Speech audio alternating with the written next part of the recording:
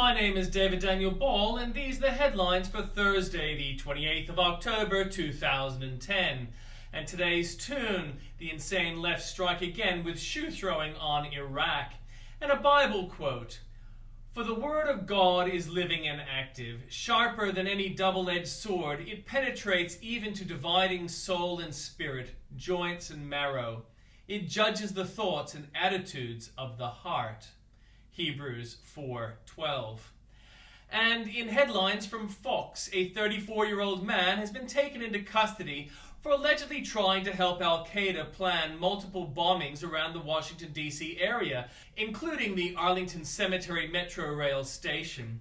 A new analysis shows the Democrats and party-allied groups have raised some nearly $200 million more than their GOP counterparts, despite complaints that Republicans have the advantage. A federal judge orders Connecticut's top election officials to allow voters to wear World Wrestling Entertainment clothing to the polls, saying wearing company's garb doesn't apply to state election laws.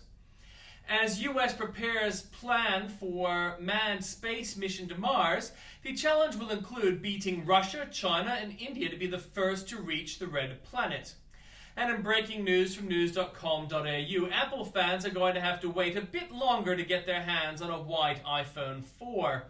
Legendary horse trainer Bart Cummings has reportedly been readmitted to hospital just 5 days out from the running of the 150th Melbourne Cup. Helicopters with emergency supplies finally landed on the remote Indonesian island slammed by a tsunami that killed more than 300 people. While elsewhere in the archipelago, the toll from a volcanic eruption rose to 30, including the mountain's spiritual caretaker. 2 jets were damaged and one was evacuated today after they hit each other on the tarmac at Seattle's SeaTac Airport. U.S. President Barack Obama stopped by a meeting yesterday between gay rights groups and administration officials at the White House to express his support for repealing the military's Don't Ask, Don't Tell policy. For New South Wales and the ACT, Premier Christina Keneally has caved into the Daily Telegraph's campaign on power prices. New South Wales Labor gave in-principle support to recommendations in the report into law surrounding criminal deaths of unborn children. The lure of state ministers flying into a conference wasn't enough to entice more than half of the 500 councillors to attend a meeting. What Ron Medich now knows was longtime associate Lucky Gattalari had turned informant. 24 New South Wales councils have declared they are nuclear-free, but how many are pothole-free? And from Queensland, Brisbane's median house price has dropped again with its decline over the September quarter, second only to Darwin. Former Queensland Labor Minister Gordon Nuttall faces the longest jail term for official corruption in Australian history. From Victoria, the Gillard government is being urged to step up the fight against childhood obesity after it rejected calls for a junk food tax. The war on crime has a long way to go, Premier John Brumby admits, but he says the state government is turning the problem around. A flasher waited at Ripponlea railway station for 15 minutes before exposing himself to a woman who was walking nearby. The man accused of killing Mersina Halvagas told a fellow inmate he left no evidence at the scene, court hears. A primary school principal has banned groups of more than 3 students in a radical attempt to stop bullying. There's nothing new from the Northern Territory. From South Australia, drought-breaking floodwaters from Victoria are wreaking havoc along the River Murray. The federal government is clawing back $212 million of a federal grant for the desalination plant. A group of youths assaulted and robbed a young woman of her handbag as she travelled on a bus at Ferryden Park early this morning.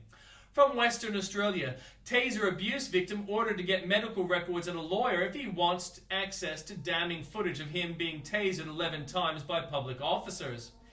Patients at the new Fiona Stanley Hospital won't be affected by plans to privatise certain services, West Australian Premier Colin Barnett has vowed. A man who murdered his former flatmates in a Victoria Park townhouse today pled guilty to the gruesome crime. West Australian Premier defends his government's record on energy investment after what he described as a strange and wild comments by Prime Minister Julia Gillard. From Tasmania, Hobart grandmother Susan Blythe Neil Fraser has been sentenced to 26 years in prison for murdering her de facto Bob Chappell. A man has pled guilty to shooting at police officer in Hobart's north. Dead teen's illness after accident ignored before his death at a detention center, says mum. And from the Journalist's Corner, new video has emerged of the moments leading up to the MoveOn.org protester being stomped on before a Kentucky Senate debate. So could there be another side to the story of the tackles seen around the country? With New England dominated by Democrats, can the GOP come ahead at the polls and take back the region? Brett breaks it down. A political stomping across Kentucky. Literally, we take a look at the rally that nearly turned riot. Spiraling debt, no jobs, taxes, and healthcare woes. America wants solutions now. So what will it take to get us back on track? Neil gets the answers. And in comments from Bill O'Reilly, 1 week before a very important election, by Ambassador John Bolton, a stark choice between European model or the American way. From Andrew Bolt, Wilkie trusted with our secret business. It's un-Italian.